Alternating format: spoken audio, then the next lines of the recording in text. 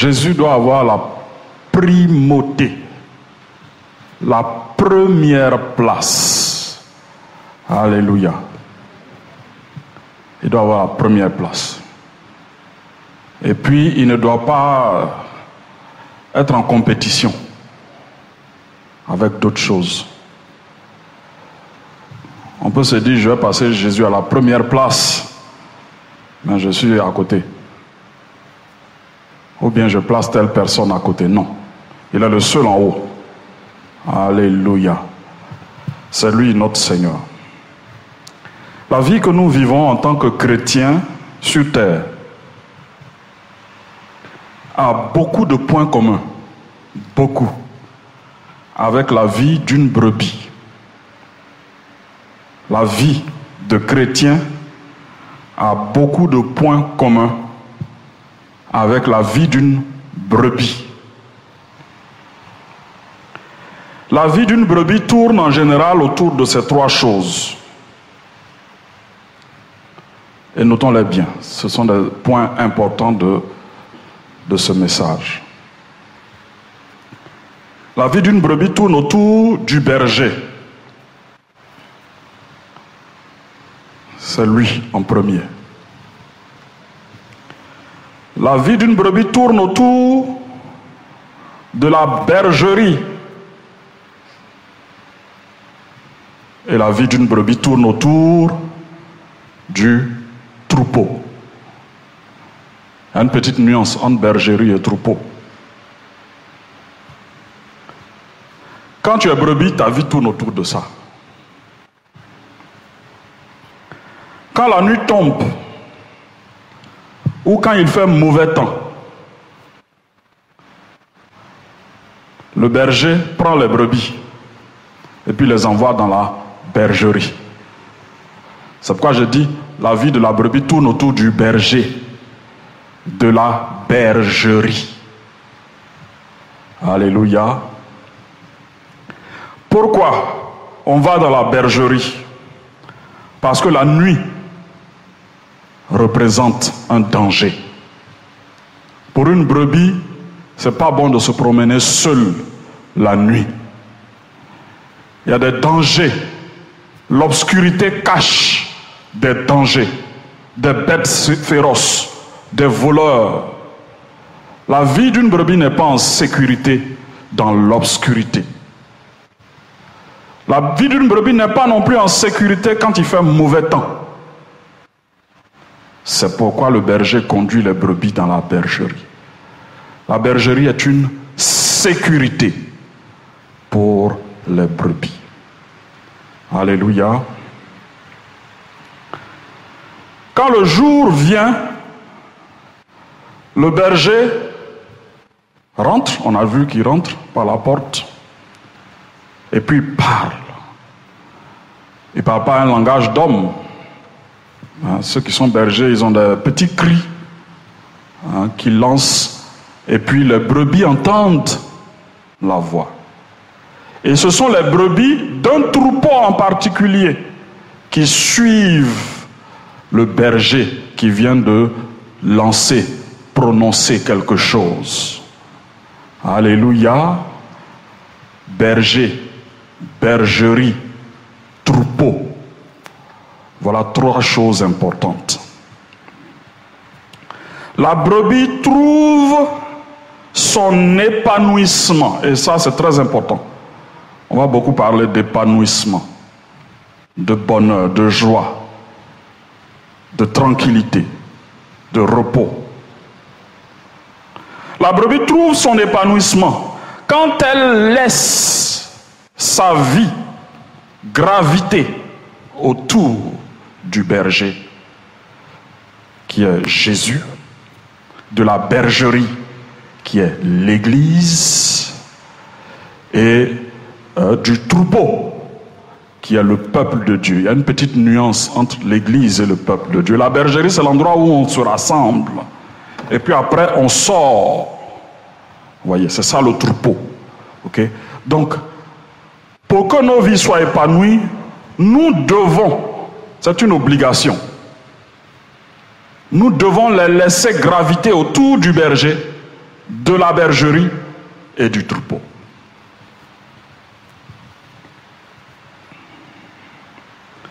C'est en laissant notre vie graviter autour de notre bon berger que nous trouverons une vie calme, paisible, tranquille, épanouie, réjouie, heureuse, et on peut dire beaucoup d'autres choses encore.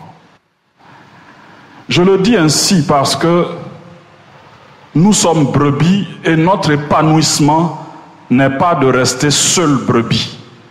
On ne sera pas épanoui tant qu'on ne se rapproche pas de notre berger, tant qu'on ne le laisse pas nous conduire. Et c'est lui qui nous conduit dans la bergerie. La bergerie est sa chose. Le troupeau est son troupeau. Alléluia. Donc, c'est ce berger. Jésus, notre bon berger. C'est de lui que nous allons parler. Il promet une vie en abondance. Alléluia. Et c'est autour de cela que nous allons parler aujourd'hui. Nous poursuivons notre série sur Jésus le bon berger. Et aujourd'hui, nous parlons de la vie abondante. La vie abondante. Notre texte de base est tiré de Jean, chapitre 10, versets 10 à 11. Je vous laisse trouver dans vos Bibles et nous allons ensemble faire la lecture.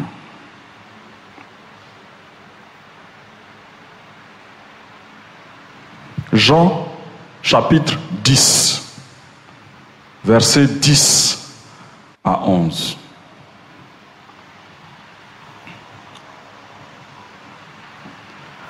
Le voleur ne vient que pour dérober, égorger et détruire. Moi, je suis venu afin que les brebis aient la vie. Et, il y a un et, il promet deux choses. Aient la vie et qu'elle l'ait en abondance. Je suis le bon berger. Le bon berger donne sa vie pour ses brebis. Voilà ces paroles auxquelles nous sommes habitués, si nous sommes habitués au Nouveau Testament. Mais Dieu a beaucoup à nous dire au travers de ces quelques mots et nous allons prier. Seigneur, tu nous promets une vie remplie, une vie abondante, une vie heureuse. Mais souvent le constat, c'est que nos vies ne sont pas dans cette position. Je veux prier ce matin afin que, Seigneur, ta parole dans nos cœurs, Seigneur, nous indique la vérité. Et que nous puissions être conduits dans cette tranquillité, dans ce repos, dans cette vie abondante que toi tu nous promets. Je prie que quelles que soient les expériences des uns et des autres en ce moment aujourd'hui, Seigneur, ton Esprit Saint se révèle et que cette expérience qui était amère change pour devenir une expérience agréable. Agréable. C'est toi qui as dit que c'est agréable. Et nous croyons que c'est agréable. Et nous voulons mettre nos vies, disposer nos vies pour qu'elles soient agréables. Car c'est ce que nous ne savons pas souvent faire. Conduis-nous, instruis-nous, enseigne-nous par ta parole. Au nom de Jésus. Amen. Je veux parler de 2 points. Ou si vous voulez, je vais citer 4. On n'en verra que 2 aujourd'hui. Ce que signifie la vie en abondance. Premier point. Ce qui participe à l'abondance de la vie. Et puis pour les prochaines fois, ce que comprend la vie abondante, ce qu'il y a à l'intérieur. Et ce qui favorise la vie abondante. Mais pour ce matin, nous allons nous focaliser sur ce que signifie la vie en abondance et ce qui participe à la vie en abondance. J'ai déjà annoncé les choses, donc vous êtes déjà préparés. Que signifie la vie en abondance? C'est ce que Jésus promet. Il dit, il est le berger. Quand tu as sa brebis, il faut être sûr que tu auras ça. Ou je veux dire, il faut être sûr que tu as ça. Parce que aura encore, c'est pas encore être fidèle à ce que Jésus a dit ici. Il faut être sûr que tu as ça. Maintenant, il y a la réalité de ta vie, et puis il y a la réalité de ce que Jésus dit. Entre la réalité de ta vie et la réalité de ce que Jésus dit, qu'est-ce qui est vrai? Qu'est-ce qui est vrai? J'attends. Entre la réalité, ce que la vie t'enseigne, te montre, et puis ce que Jésus dit, qu'est-ce que tu dois considérer comme la vérité? C'est ce que Jésus dit. Alléluia. Donc, en se focalisant sur ce que Jésus dit, la vie que tu es censé vivre là, elle va devenir abondante. Alléluia, si elle ne l'était pas. Alléluia. La vie abondante dont Jésus parle a été ainsi rendue dans les versions suivantes. Quand vous regardez la plupart des versions françaises, toutes ont utilisé le mot abondance. Presque toutes. C'est Parole vivante qui a fait une petite nuance en parlant de vie surabondante. Et pour trouver d'autres synonymes, j'ai dû aller dans des versions anglaises pour trouver des synonymes à vie abondante. La version New Living Translation dit ceci, je traduis, vie riche et satisfaisante. Vie riche et satisfaisante. C'est cela que Jésus appelle vie abondante. Vie riche et satisfaisante. Alléluia. Alors regarde ta vie et regarde à ces deux mots. Riche, satisfaisante. Alléluia. Et maintenant regarde à Jésus. Fixe-le droit dans les yeux. Ça va prendre du sens pour toi. Alléluia. Ça va prendre du sens. L'expression vie abondante ou vie en abondance est un condensé de deux choses. Et c'est ça qu'il faut bien savoir. Quand on lisait tout à l'heure, Jésus promet la vie et la vie en abondance. Vous voyez, c'est deux choses, c'est deux promesses. La vie et la vie en abondance. Je vais essayer de paraphraser. Le salut est une vie remplie. On peut dire ça comme ça. Le salut, c'est le point d'entrée. Mais la vie que tu vas mener ensuite doit être aussi remplie. Alléluia. C'est ça la vie en abondance. Et c'est une vie qui n'a pas de fin. Elle n'a pas de fin. Elle n'est pas limitée dans le temps. Donc c'est la vie éternelle, la vie en abondance. Dans le bonheur. Dans la présence de Dieu. Alléluia.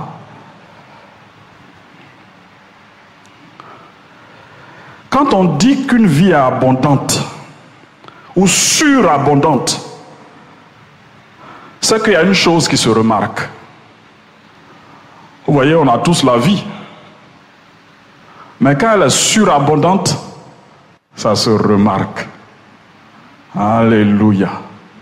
Quand c'est surabondant, ça se remarque. On peut être tous là, on a la vie.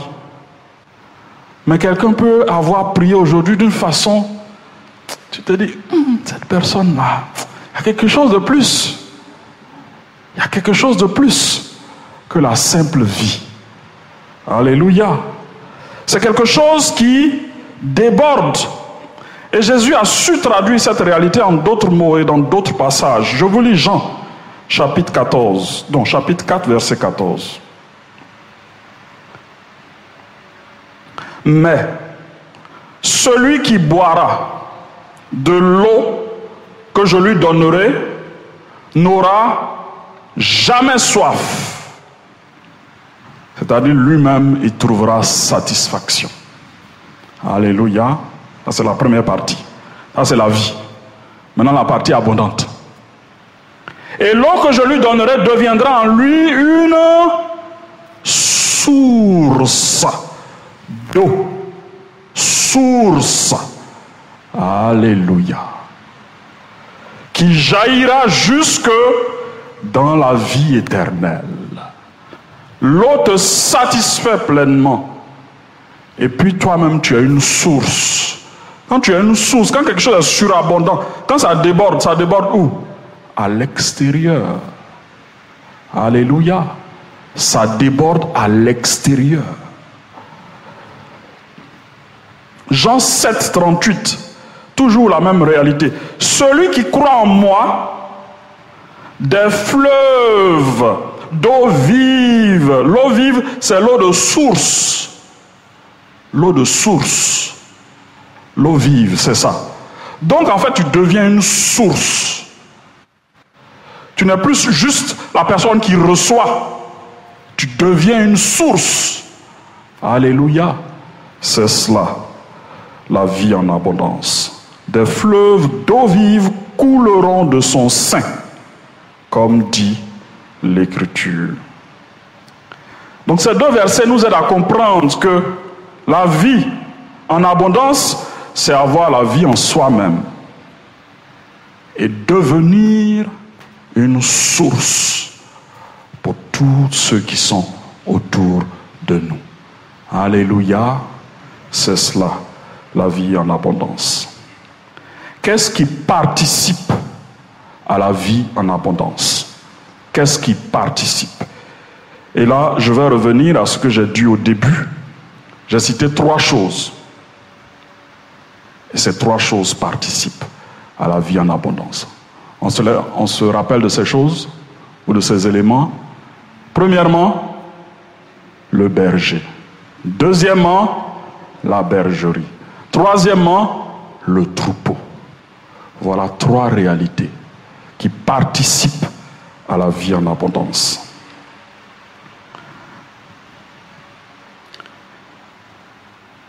Le fait d'avoir un berger, ça nous donne la vie. Alléluia. Et le fait d'avoir un berger qui donne sa vie, ça nous donne la vie en abondance. Est-ce que vous suivez? Il y a berger. Le berger lui-même, là, il nous donne la vie. Mais maintenant, il nous donne une vie qui lui a coûté sa propre vie. La qualité de la vie devient plus grande. Plus grande. À cause de ce que ça lui a coûté. Et c'est très, très, très important de le saisir. Adam a été créé par Dieu. Adam a eu la vie. Il vivait dans un monde parfait. Mais la vie que nous avons, nous aujourd'hui là, elle est plus grande que la vie qu'Adam a reçue. Alléluia. Est-ce que tu sais ça? Ça coûte à Dieu quoi de créer un homme et mettre le souffle de vie en lui? Ça ne lui coûte pas grand-chose. Il est omnipotent. Mais quand lui-même il va se sacrifier, la vie qui en ressort a un plus grand prix. Alléluia. Et c'est cela la vie que tu as reçue. La première chose, c'est de prendre conscience de la qualité de la vie que nous avons reçue. Et c'est lié au sacrifice de Jésus. Quand tu donnes quelque chose à quelqu'un, tu dis ça, ça m'a coûté. Ça veut dire ça a du prix. Ça a du prix. ça m'a coûté quelque chose. Et quand toi tu reçois cette chose, tu regardes au prix qui a été payé. Et puis tu considères toi-même d'une autre façon la qualité de la vie que tu as reçue. C'est le prix que Jésus a payé qui donne encore une valeur ajoutée à cette vie. C'est Jésus qui fait que la vie là peut être abondante. Son sacrifice, le fait qu'il se soit donné. Alléluia. Je veux mettre en relation ce que Jésus a dit sur Jean-Baptiste. Jésus a dit quoi? Que c'était le plus grand des prophètes. Pourtant, on peut regarder derrière. Abraham est considéré comme un prophète. On a les Élie, les Élisée, on a même David. Et puis, Jésus dit Jean-Baptiste est le plus grand. Alléluia. Qu'est-ce qui fait de Jean-Baptiste le plus grand? C'est Jésus qui fait de Jean-Baptiste le plus grand. Lui, il a vu, il a touché. Alléluia. Les autres, Dieu leur en a parlé. Peut-être certains ont eu des visions. Mais Jean-Baptiste, il a vu, il a touché. C'est Jésus. C'est Jésus qui donne de la valeur à ta vie. Alléluia. Quels sont les éléments qui participent à la vie en abondance des brebis? Je l'ai déjà dit. Le berger, la bergerie et le troupeau. Mais je veux qu'on comprenne bien que le berger a un rôle suprême. Il a un rôle suprême. Notre vie abondante va se dégager du rôle suprême du berger dans notre propre vie. Du rôle suprême du berger dans la bergerie et du rôle suprême du berger dans le troupeau. Le berger a un rôle suprême. Il a le rôle le plus important. Alléluia. Et si nous voulons expérimenter cette vie abondante, elle est liée à la place qu'on a accordée à Jésus. Quand tu as accepté Jésus, tu es entré dans la vie éternelle. Mais tu vis tous les jours. Tu es appelé à vivre chaque jour. Et à placer Jésus à une certaine place de ta vie chaque jour. Alors regarde bien ton bonheur là. C'est ce que Jésus dit. C'est lié à la place que tu lui as accordée. La joie que tu expérimentes, le bonheur que tu es censé vivre est lié à la position à laquelle tu l'as placé, lui, Jésus, dans ta vie. Ce n'est pas lié à autre chose. C'est lié à cette position que tu as accordée à Jésus. Donc, je veux reformuler et je veux le dire en 4 points, parce qu'il y a une petite nuance sur le rôle du berger. Ta vie abondante, ton bonheur, ta joie, ta tranquillité, ton repos dépend de la suprématie du berger sur ta vie. C'est la première chose, c'est le premier point qu'on va voir. Ton bonheur, ta joie, ta vie abondante dépend de la suprématie, et là, écoutez attentivement, du grand berger. La suprématie du grand berger sur les bergers. Suprématie du grand berger sur les bergers. Ta joie dépend aussi dans une certaine mesure de ça. Elle dépend aussi de la suprématie du berger sur la bergerie. Je vais détailler, ce sera plus précis. Et enfin, de la suprématie du berger sur le troupeau. Donc, tout se rapporte au berger. Alléluia. Comme je l'ai dit en introduction, la brebis trouve son épanouissement quand elle laisse sa vie graviter autour de ces 3 choses. Berger, bergerie, troupeau. Et dans berger, il y a 2 nuances. Grand berger et puis berger. Voilà. Le grand berger, c'est Jésus. Les bergers, ce sont les leaders qu'il a placés sur son peuple. Ton bonheur est dépendant de cela aussi.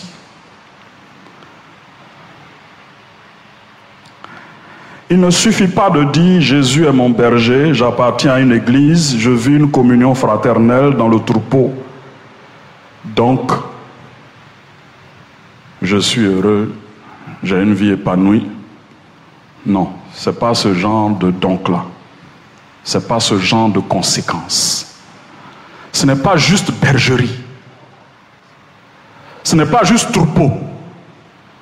C'est bergerie où Jésus est suprême. Voilà où tu vas trouver du bonheur. Troupeau où Jésus est suprême. Alléluia. Ta propre vie dans laquelle Jésus est suprême. Tes leaders dans lesquels Jésus est suprême. Voilà ce qui conduira à cette vie épanouie que Jésus propose.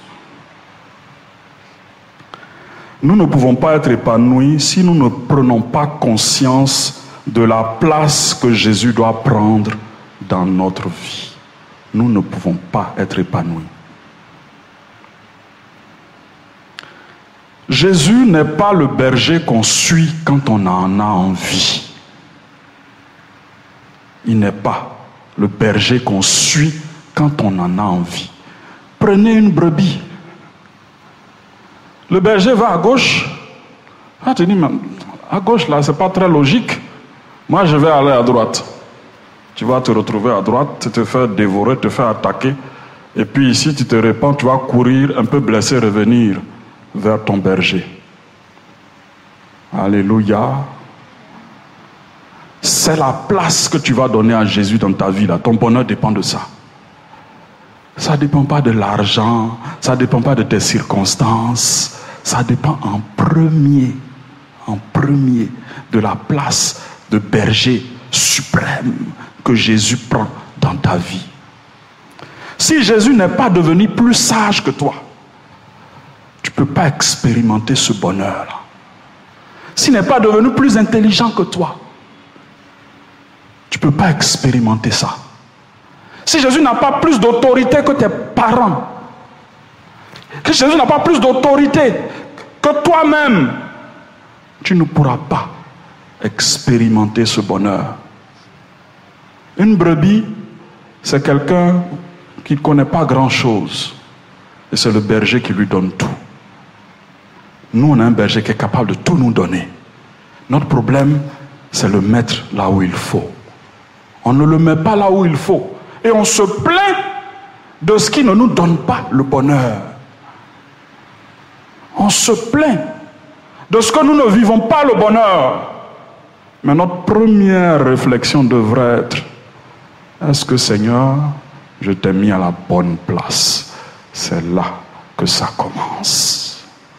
À la bonne place. Sur tous les sujets qui vont venir dans ma vie, sur lesquels j'aurai à prendre des décisions, la vie de Jésus doit être suprême surtout. Voilà comment je vais expérimenter le bonheur. Alléluia.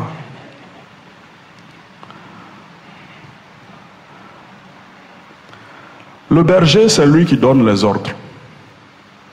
La brebis, son rôle, c'est de suivre et de s'aligner sur les ordres du berger. C'est tout. Et le simple fait de s'aligner là, il y a du bonheur dedans. Alléluia. Quand tu obéis, il y a de la joie à obéir à Dieu. Chrétien, tu dois expérimenter ça. Ce n'est pas la joie de posséder seulement qu'il y a comme joie dans ce monde. Quand Dieu dit de se sanctifier, je me sanctifie et puis je tire une joie à me sanctifier. Je tire un bonheur à me sanctifier. Je tire un bonheur à obéir. Il y a une joie dedans. Ce n'est pas juste une croix. Il y a une joie dedans. Ce n'est pas un poids. Il dit c'est léger et c'est doux. Alléluia. C'est cela. Alors regarde à ta vie et replace Jésus à la première place. Il y a des sujets qui sont des sujets problématiques pour toi, certainement. Peut-être que c'est professionnel. Peut-être que c'est lié à tes relations avec les frères. Peut-être que c'est lié au mariage. Mais prends, si c'est professionnel, là, prends tout ce que Jésus a dit. Et puis suis, tu vas voir que ça va rentrer en ordre. Si c'est le mariage, prends tout ce que Jésus a dit. Je n'ai pas dit prends une partie. Prends tout ce que Jésus a dit. Et puis suis. Tu vas voir que tu vas trouver le bonheur dedans. Alléluia. Si c'est dans tes relations avec les frères, prends tout ce que Jésus a dit. Et puis suis. Tu vas retrouver le bonheur dans tes relations avec tes frères. C'est comme ça. C'est lui. Quand on le suit, on est heureux. Quand on veut jouer les boucs, c'est là où le malheur nous trouve. Voilà. Restons brebis. Jésus ne veut pas des boucs. Il veut des brebis. Alléluia. Deuxièmement, nous ne pouvons pas être épanouis en communauté, je le précise, en communauté, si Jésus n'a pas la suprématie dans la vie de nos leaders. Et quand je parle de nos leaders, je ne parle pas de moi seul comme leader. Je parle de l'équipe pastorale de cette assemblée. Je parle de tous ceux qui ont été désignés comme leaders sur cette assemblée. Notre vie en communauté ne peut pas être épanouie si Jésus n'a pas la place de suprématie dans le cœur de chaque leader. Si ce n'est pas le cas, on va expérimenter beaucoup de choses, beaucoup de frustrations, beaucoup de choses. Jésus doit revenir à sa place de leader, alléluia, de chef, de maître sur nos vies. Reconnaître la suprématie de Jésus sur nous. C'est-à-dire, on est berger, mais il est grand berger. Reconnaître ça, là, c'est en premier reconnaître que le troupeau, là, c'est pour lui, c'est pas pour toi. C'est la première chose que tu dois reconnaître. Quand tu reconnais que Jésus est le grand berger. Tu n'as pas payé de ta vie pour avoir ce troupeau. C'est lui qui a payé de sa vie pour avoir ce troupeau. Et si tu as placé comme leader, c'est pas à toi de venir, et je m'excuse des termes, piétiner, écraser. Il t'a pas placé leader pour ça. Il t'a placé leader pour prendre soin. Alléluia. Il t'a placé leader pour encourager. Alléluia. Je vais lire 2 textes de la parole de Dieu. J'aimerais qu'on prenne nos Bibles ensemble pour bien lire ça. J'ai déjà dit ici, berger, ça ne se limite pas aussi à la responsabilité dans l'église. Voilà. Ça va dans le foyer. Le mari est berger de son foyer. Si tu es grand frère, tu peux être berger de tes petits frères. Donc, ne limitons pas. Pour bien saisir. Ésaïe 40, verset 11.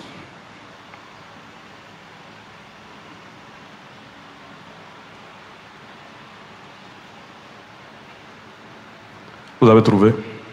Comme un berger,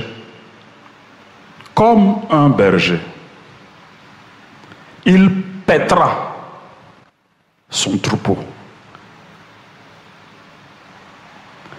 Il prendra les agneaux. Où? Dans ses bras. On pas dit, il va chuter les agneaux. Il les prendra dans ses bras. Alléluia. Et les agneaux, c'est les plus petits, les plus faibles. Il les portera dans son sein. Alléluia. Il conduira les brebis qui allaitent. Alléluia. Ça veut dire quoi? Le rôle de leader, là, tu dois faire attention à ceux qui sont les plus faibles. Si tu es leader, tu ne sais pas faire attention à ça, tu n'es pas bon leader. Ceux qui sont les plus petits, les plus faibles, tu dois les assister de façon spéciale. Parce que quand le berger met sur sa poitrine, c'est assister de façon spéciale. C'est ce que Dieu attend de nous. Et je me prêche à moi-même quand je le dis. Alléluia. Nous devons assister de façon spéciale. Jérémie 23, verset 1.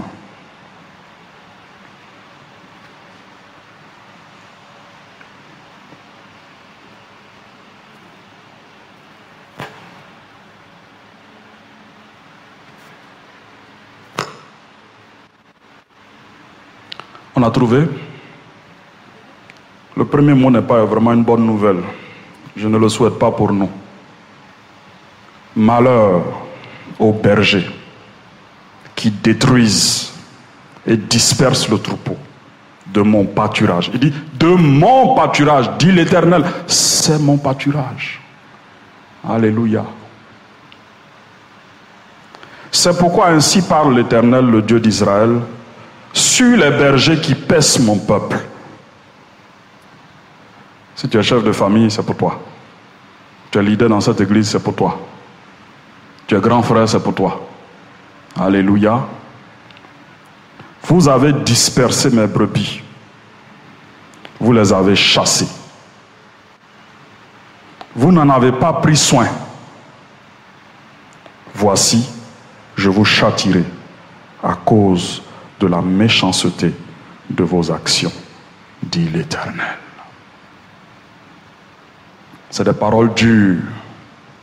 Quand on écoute ces paroles, ce n'est pas pour pleurer, pour dire Seigneur, je vais mourir. Non, non, ce n'est pas comme ça. Ce n'est pas ce genre d'attitude que ce genre de verset, à ce genre d'attitude que ce genre de verset doit nous conduire. C'est pour dire Seigneur, je reconnais que je n'ai pas été comme il faut. Viens m'assister. Viens m'assister. Apprends-moi à prendre soin. Alléluia.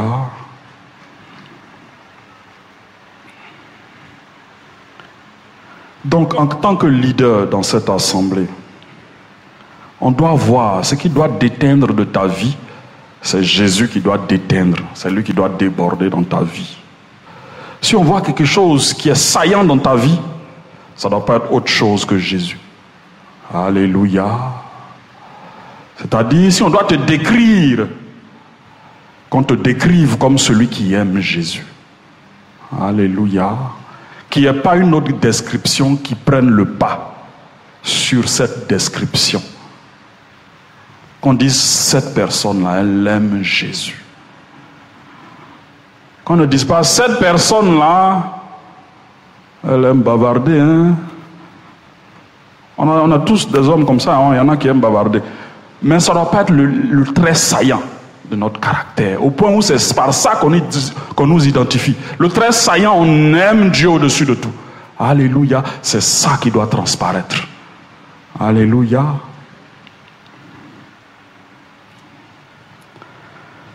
Troisièmement,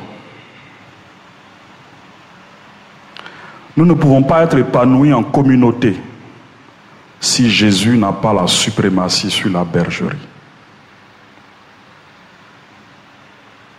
Jésus ne nous a pas sauvés pour aller dans toutes les bergeries. Ça, c'est très important. Toutes les églises ne sont pas églises de Jésus-Christ. Comprenez bien. Je sais que peut-être qu'il y a une dénomination qui s'appelle l'église de Jésus-Christ, mais je ne parle pas de dénomination. Voilà. Je parle d'église où Jésus a la suprématie. Ce n'est pas bergerie pour toi. Si tu arrives là-bas et que tu constates que Jésus n'a pas la suprématie, ce n'est pas une bergerie. Tu ne vas pas trouver repos. Tu ne vas pas trouver épanouissement. Parce que quand une personne se met en avant pour vouloir cacher Jésus, couvrir Jésus, tu es en danger, hein, frère. Tu es en danger. Quelqu'un qui se met au-dessus de Jésus et puis veut être ton leader, tu es en danger. Il ne saura pas aimer comme Jésus aime. il ne saura pas prendre soin comme Jésus prend soin. Et tu vas te retrouver piétiné. Tu vas te retrouver blessé. Alléluia.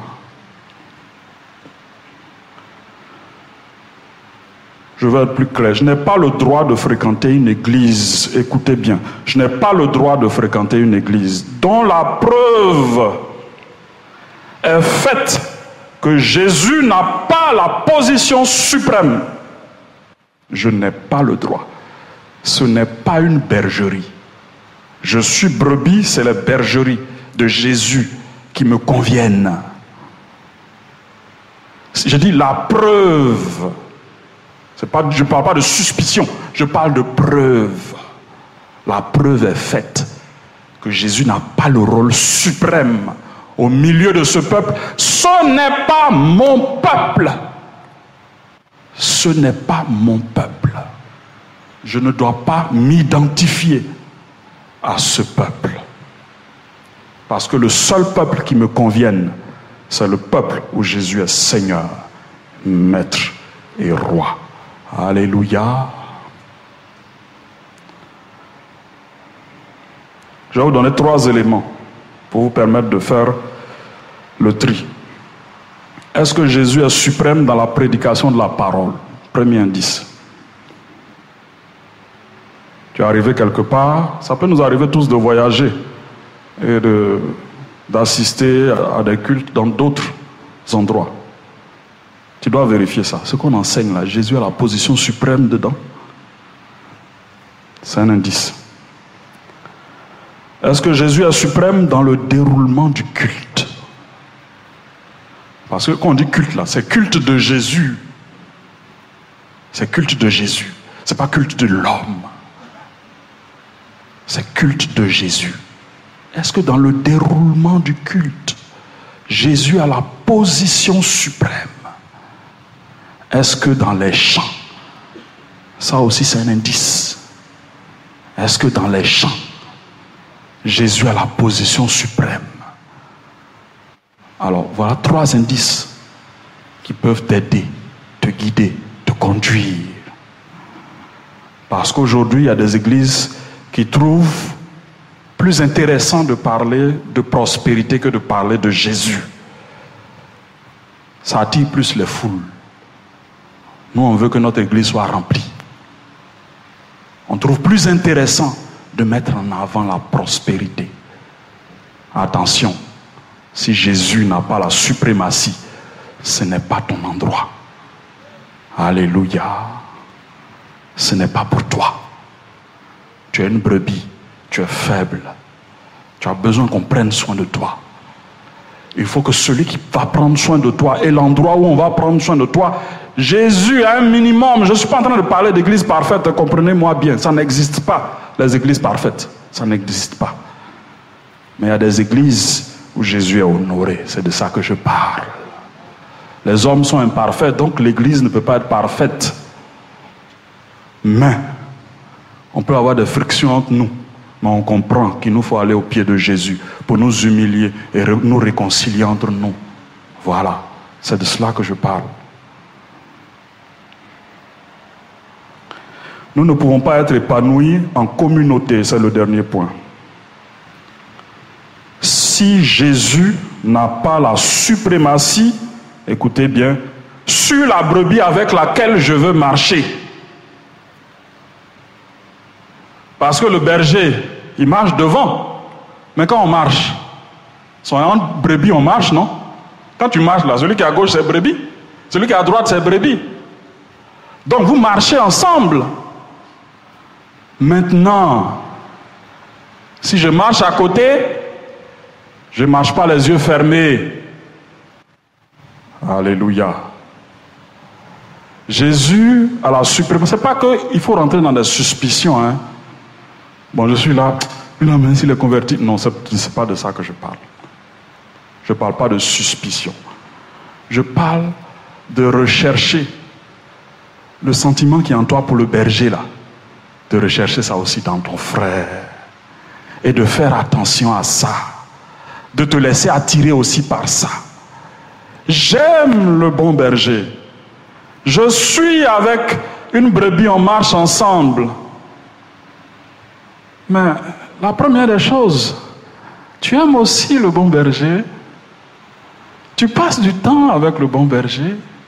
Tu trouves du plaisir en sa présence.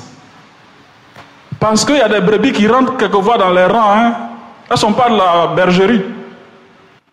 Comme le troupeau passe là, au milieu. Maintenant, quand tu marches là, fais attention. Tu peux quand même vérifier. Ce n'est pas suspicion. L'amour que tu portes au Seigneur là, tu dois le ressentir aussi dans l'autre qui est à côté. Alléluia. Et je veux parler de 2 points. Quand je dis Jésus doit être suprême sur la brebis avec laquelle je veux marcher, ça veut dire qu'on va s'associer. On va s'associer. Et la première forme d'association qui fonde même la société, c'est le mariage. C'est le mariage. Alléluia. Je suis une brebis, homme, je cherche la brebis femme qui va marcher à côté de moi dans le parcours. On suit toujours le grand berger qui est devant, hein? Parce que si la brebis qui est à côté ne suit pas le bon berger, moi je vais vouloir aller devant, elle va vouloir aller derrière. Moi je vais vouloir aller à gauche, elle va vouloir aller à droite. Et puis ça va jouer sur mon bonheur. Ça va jouer sur ma paix. Ça va jouer sur mon épanouissement. Alléluia. Je veux citer des versets de la parole de Dieu. 2 Corinthiens 6, 14.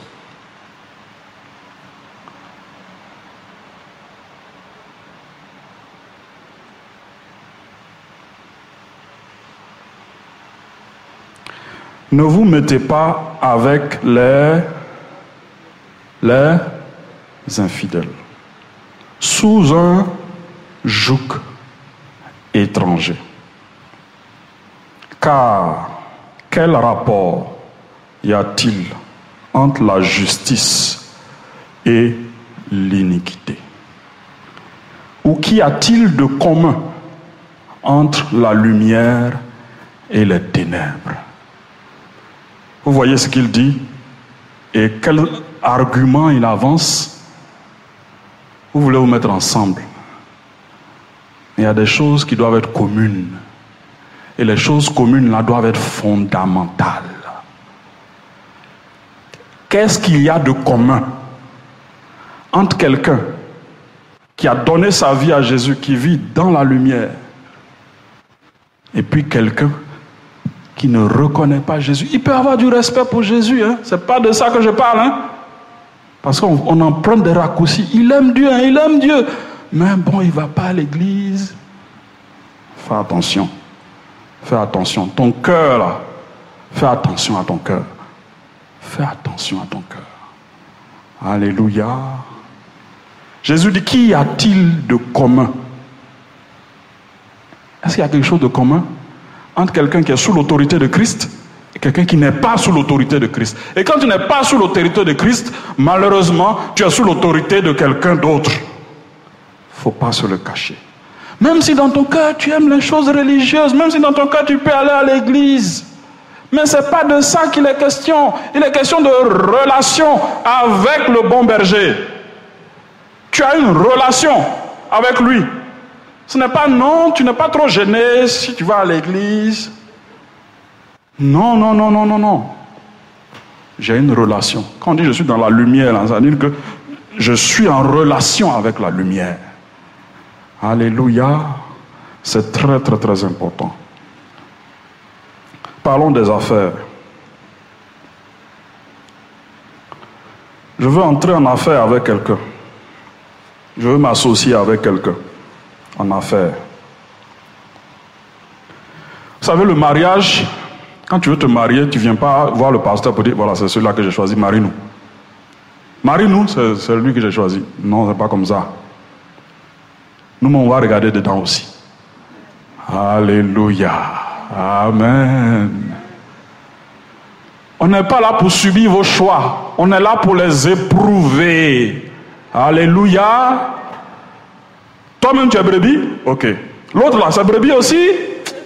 On dirait c'est bouc. Attention. Attention. Si brebis va avec bouc là, c'est brebis qui souffre. Hein? C'est pas bouc qui souffre. J'espère que vous comprenez mon langage. Je parle en image. Mais entre brebis et bouc, c'est brebis qui va souffrir, c'est pas bouc. Donc faisons attention. De la même façon que quand vous voulez vous marier, vous allez venir nous voir et puis on va vous asseoir, on va vérifier. Toi-même tu es converti. Raconte-moi un peu comment tu as rencontré Jésus. Et puis tu as commencé à dire. Le jour où tu t'es repenti sur tes péchés, là, c'était à quel moment? Non, moi je ne me suis jamais repenti sur mes péchés, je viens à l'église. Ah, il y a un problème dans la conversion. Quand tu es converti là, ça veut dire que tu as quitté l'ancienne vie de péché. Si pour toi conversion ne signifie pas avoir quitté une vie de péché, tu n'as pas encore compris conversion. Donc, tu veux te marier, hein? Mais on va s'asseoir avec toi. Frère, tu dois te décider pour Jésus. Décide-toi pour Jésus maintenant. Alléluia. Et puis on va s'asseoir, on va s'humilier. Tu vas donner ta vie à Jésus. Alléluia. Peut-être que tu es dans l'église, mais tu ne savais pas ce que ça signifiait la conversion. On va commencer par là d'abord. Alléluia. Et puis on va regarder la personne avec laquelle tu veux te marier là. Comment vous vous êtes rencontrés? Voilà. Et puis Dieu dit quoi de votre relation? Parce que Dieu a toujours un mot. Hein. Ce n'est pas le Dieu qui nous a laissés sur la terre ici. Bon, choisis la personne que tu veux, marie-toi. Non. Il est dans les détails de nos vies. S'il connaît le nombre de nos cheveux, bon, est-ce que nous, on a besoin du nombre de nos cheveux pour vivre? On n'a pas besoin de ça. Mais on a besoin d'un mari, d'un époux, d'une épouse, pour bien vivre. Alors, ça là, c'est important comme ça. Et puis Dieu, lui, ne s'occupe pas de ça. Ou il n'a pas de mot à dire dedans. Il n'a pas d'opinion. Attention, il a une opinion. Et puis il parle. Donc tu n'as pas entendu sa voix, va écouter d'abord. On va te dire, frère, va prier. Non, elle me plaît. Elle te plaît, oui, c'est vrai. Mais va prier. Dieu doit te dire quelque chose. Tu dois sortir de là-bas avec quelque chose de Dieu. Dieu là, il parle. Il faut le chercher d'abord. Voyez, c'est un processus. Et puis quand on voit que vous deux, vous cherchez à honorer Dieu, voilà. La brebis a trouvé sa brebis. Voilà. Et puis, on se rassemble ensemble. Parce que l'Éternel doit être glorifié dans votre relation. Il doit être glorifié. C'est pareil. Si tu veux faire affaire. Souvent on dit, oh, le frère, c'est un bon frère. Hein? Il prie. Ok, on va s'associer ensemble, on va faire telle affaire. Et puis on se dit, bon, le pasteur, c'est pas trop grave. Bon, c'est pas trop grave. Mais c'est association aussi. Il faut venir voir le pasteur un peu. Parce que le pasteur va te dire, tel frère, je le connais. Donc, sois un peu prudent dans ce que tu veux faire avec ce frère ou avec cette sœur. Mais souvent, on ne prend pas ce chemin. On se dit, c'est les affaires, c'est professionnel, le pasteur n'a rien à voir avec. Dedans, c'est des chiffres. Et puis, quand ça coince devant, ça arrive sur nous. Ça arrive. Ah, le frère, là, il a pris mon argent. Il ne veut pas me rembourser mon argent. Tu t'es associé à lui. Ok, bon, si tu ne savais pas aujourd'hui, maintenant tu sais. Voilà. Tu veux t'associer, viens en parler. C'est pour ton bien, pour ta sécurité aussi. Parce que tu ne connais pas tout sur cette brebis avec laquelle tu veux t'associer. Et le pasteur a un certain niveau de connaissance. Il peut te dire, fais comme ça. Je ne vais pas te donner conseil professionnel. Hein. Moi, je vais te donner conseil spirituel. Alléluia. Tel frère n'est pas encore vraiment assis dans la foi. Ok? Il est encore dans ses premiers pas avec le Seigneur. Il peut flancher, il peut être faible sur certains points, notamment l'honnêteté, etc. Alors sois prudent. Et puis on dit, ah ok. Si tu as écouté le berger et puis tu suis la voix du berger, tu dis ok. Mais si tu n'es pas sur la voix, pasteur là même, comment il peut penser ça des gens comme ça même? Et pasteur là même. C'est la brebis qui ne veut pas écouter le berger. Et puis tu vas aller faire. Mais comme je l'ai dit, c'est quand ça se gâte là, forcé, ça va arriver chez nous. Forcé. Alors n'attends pas que les choses se gâtent comme on le dit. Alléluia. Je veux terminer avec ces deux paroles. Vous savez, quand tu es brebis, Il y a des dangers à 2 pattes ou à 2 pieds. Et puis il y a des dangers aussi à 4 pieds ou 4 pattes si tu veux. Ce n'est pas tout ce qui a 2 pieds qui est berger pour toi. Alléluia. Ce n'est pas tout ce qui a 2 pieds. Brebis, tu dois reconnaître la voix de ton berger. Tu te dis, non, s'il est rentré dans la bergerie et puis il a 2 pieds, c'est que c'est mon berger. Non, ce n'est pas comme ça marche. Tu dois reconnaître sa voix. Alléluia. Tout ce qui a 4 pattes n'est pas brebis, il y a loup. Il y a des loups à 4 pattes. Il y a des loups. Je ne suis pas en train de dire qu'il y a des loups ici, hein. Mais quelquefois on a des comportements de loup. On a des comportements de bouc. Et il faut laisser Dieu enlever ça. Parce que ça ne met pas en sécurité ceux qui vivent avec nous, ceux qui marchent avec nous, ceux qui s'associent avec nous dans la maison de Dieu.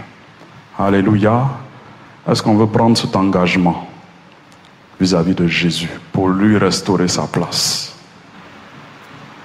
S'il y a quelqu'un que tu respectes, mais qui ne respecte pas Jésus, fais attention. S'il y a quelqu'un que tu apprécies, mais qui n'apprécie pas Jésus, fais attention. Alléluia. Dieu veut retrouver la première place dans ton cœur d'abord. Et puis il veut que tu le places toujours à la première place dans tout ce que tu vas faire. Alléluia. On va laisser le groupe musical nous conduire dans un chant de consécration à Dieu. Et je vais demander à la servante de Dieu de s'approcher.